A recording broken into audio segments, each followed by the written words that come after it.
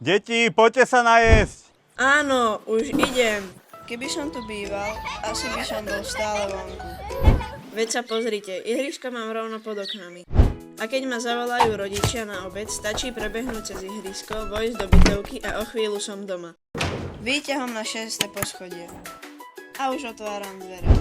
Tu by sme pozerali filmy, tu by sme jedli spoločné raňajky, tu by som mal svoje hračky, knihy a všetky poklady.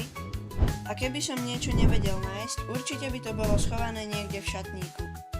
Alebo v špajzi, alebo v pivnici. Lebo miesta je tu naozaj dosť.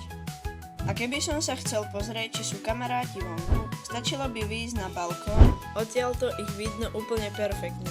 A ešte niečo. Táto garáž nie je len pre auto, zmestil by sa sem bicykel, kolobežka, lopta, hokejka a ešte kopec ďalších vecí. Ja tu síce nebývam, ale nejaké deti tu bývať budú. A možno práve tie vaše. Ak hľadáte rodinné bývanie v Šuranoch, kontaktujte ma a dohodnite si osobnú obhliadku.